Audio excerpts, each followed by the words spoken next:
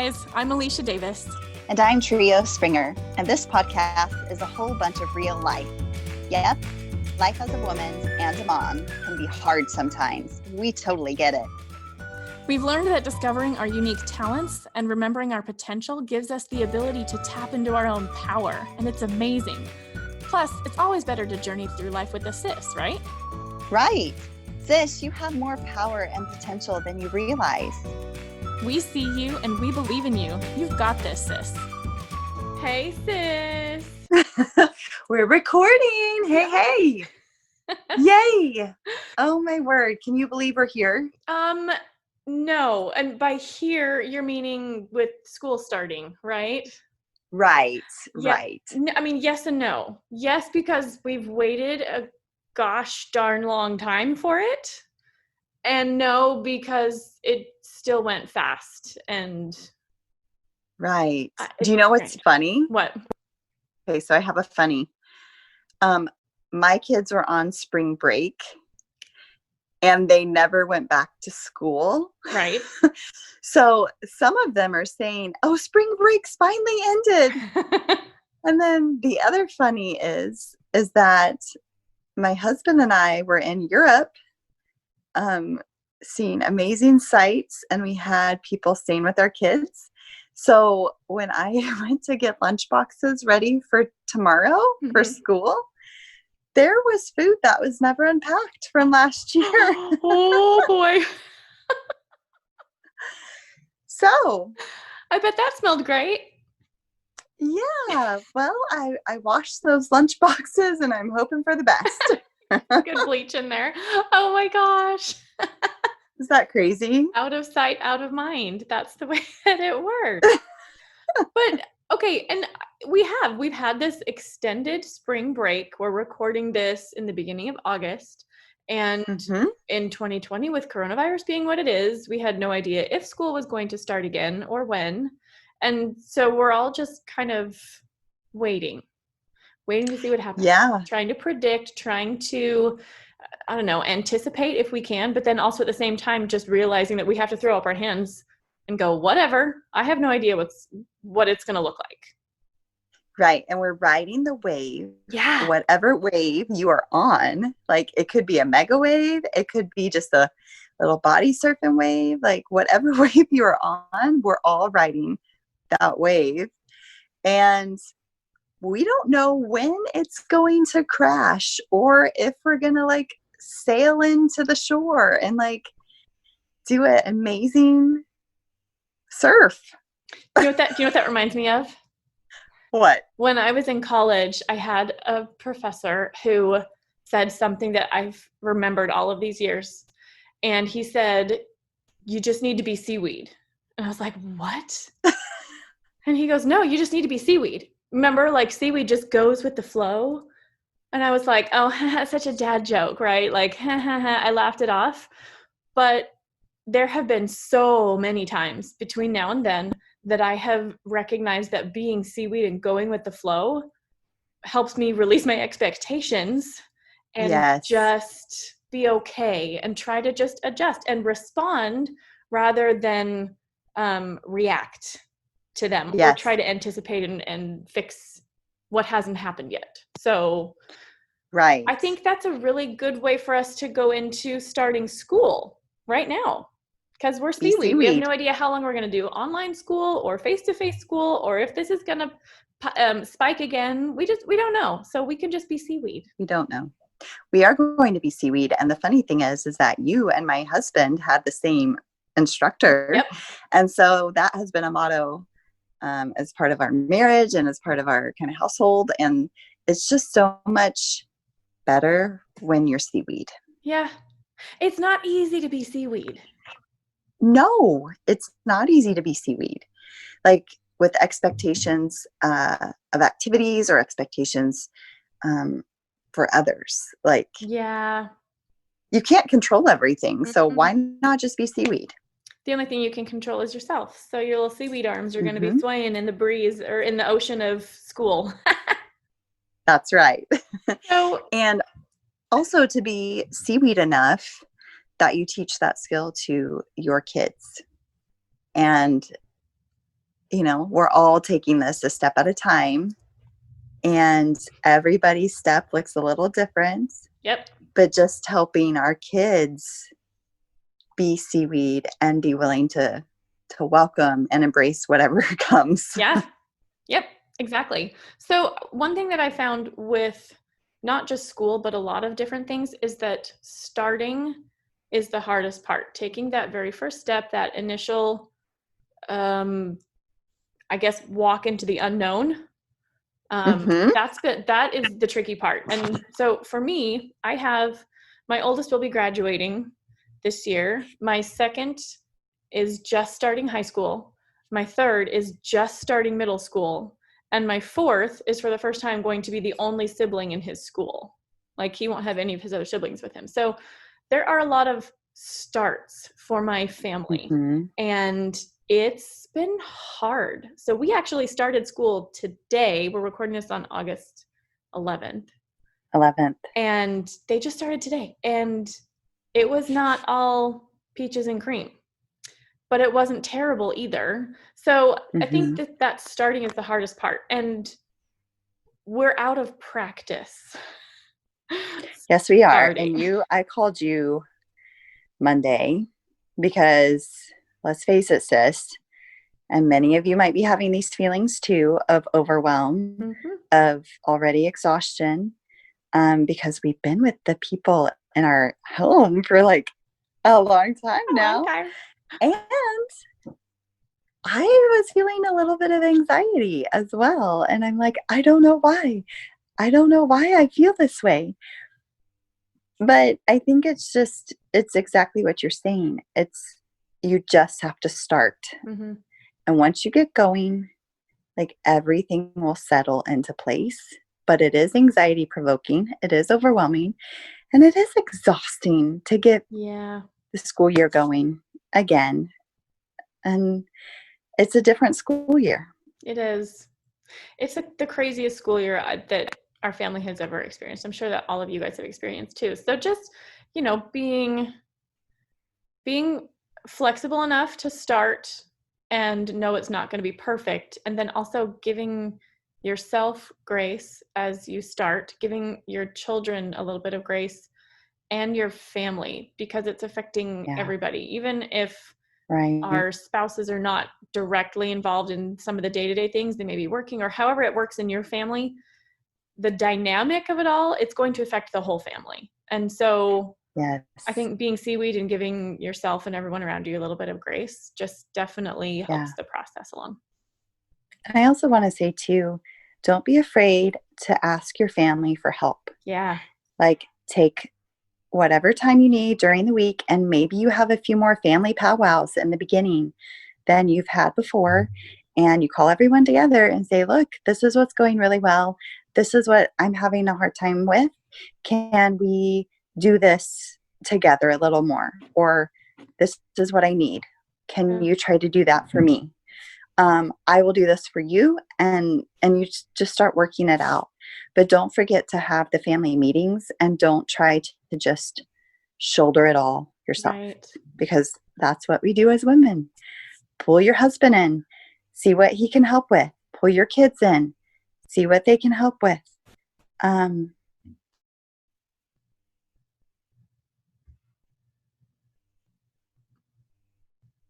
Everybody works together, and we can all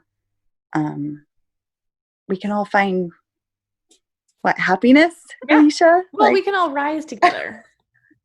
Rise together, be at peace, have some joy. Yeah. All of that. It comes together. It's a group effort too. And this actually came to mind when you were saying that. I think it's really important for your family to define what a successful school year is going to look like. And even breaking it down into, what is a successful August going to look like? What is a successful first week of school going to look like? What does it mean for you, right? So a lot of times we have expectations that we don't realize are in our heads, right? Like, we're going to have all of our stuff prepared. We're going to have all the school supplies and get all of the electronics sorted out. And then because we're prepared, we think that it's all going to go seamlessly. Like, we would never say that out loud, but subconsciously we're thinking that. And Totally. so I think determining what success is and saying it out loud actually brings your expectation level to a normal level instead of high subconscious level. Like, for instance, day one, guess what? Day one is going to be full of glitches. We may not get on the Zooms that we're supposed to, but our success for day one is we are present and we are available, and we're going to do our best with the technology, and so is the school. That's success for day one. Success for the first week, maybe, you know what? I know more about my teachers. I know my routine. I know what my schedule looks like. And I know when I need to turn in assignments. And just, success might be getting the schedule worked out. Whatever it is for your family, I feel like you have to define that. Yeah. And getting the school supplies. Like tonight, we watched the virtual open house for my third grader. Nice. And I was thinking, okay, well, there's nothing in his backpack. Like, what do I need to send him with? And they had just a few suggestions. And I'm like, okay, we'll put the mask in his backpack and the water bottle. Whatever else he needs, they're either going to have it or I'm going to go get it later. And we're going to be fine. Yes. Yeah.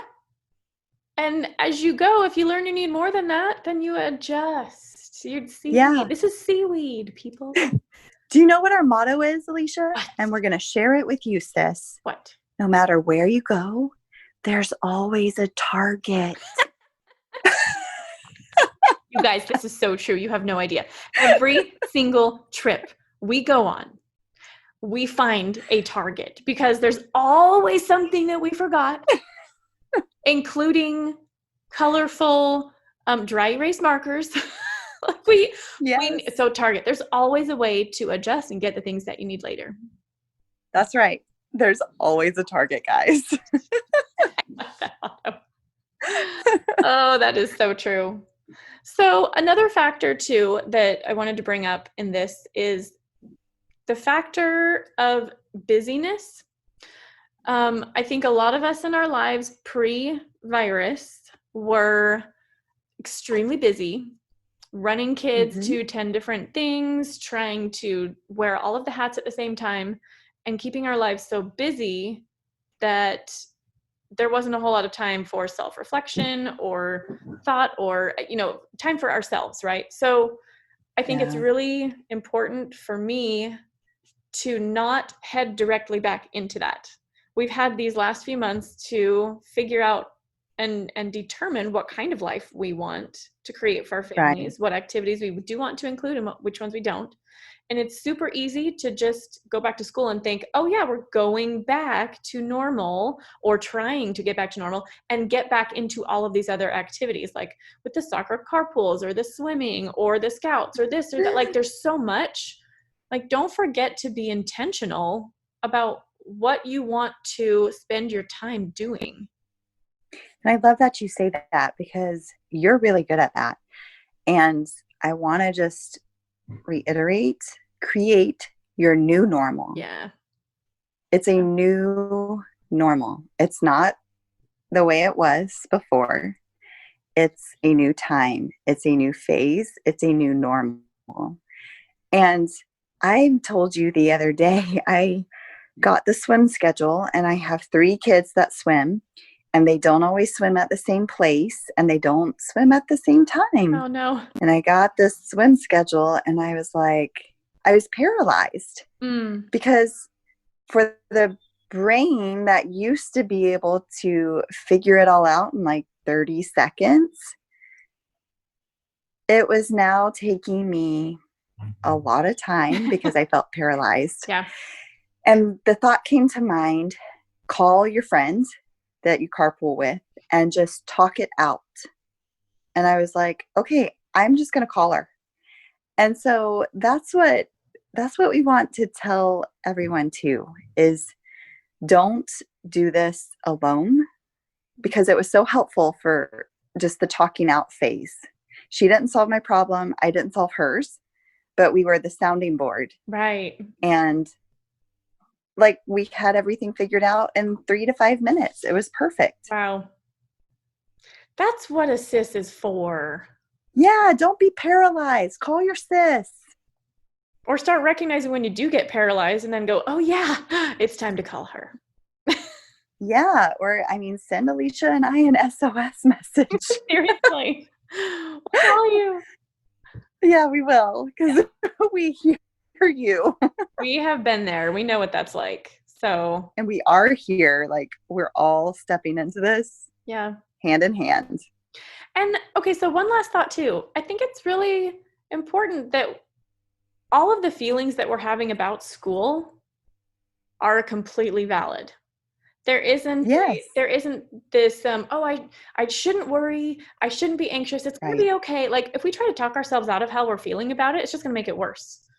So if you're feeling worried or anxious or concerned, cool. Like recognize that, label it for what it is, and then figure out if you want to stay there or not. And if you don't want to stay nervous or anxious or worried, then think about your thoughts about what thoughts are driving those feelings. And if you want it to change, how can you start thinking and behaving in a different way, if that makes sense? Yeah. And I'm going to pipe in and just with that say, I caution you with those thoughts about getting judgy of somebody else, especially as we all have different thoughts about COVID-19. So there's just no judging. No judging, like love. Yeah. Support. Yep. What Jell-O can I drop off at your house? Yeah. So, yeah. Well, and whatever school choice people are making for their kids. Yeah. If they're super concerned and want to do homeschool or the online version of school. Yeah. Awesome. It's their choice. I love that. I love that we're all learning this. That the different choices that people have are fine. They're really fine. They are. So yes, here's an example. Because they're not your choice. No, it's not. And here's an example too, because my oldest son has decided he only has 2.5 credits left before he graduates. And the quote unquote normal thing to do, you can't see, but I'm doing air quotes here. Yes, she is. The normal thing to do would be go to high school, go finish the 2.5 credits and be done, spend a whole year, be done with it, graduate, cap and gown, the whole thing. And he's decided to think outside the box. He's going to be finishing a homeschool program and finishing these 2.5 credits in a few months, and then going to earn his private pilot's license, which is something he's looked at since he was 12, but couldn't do because he was in school. Right. And a little young.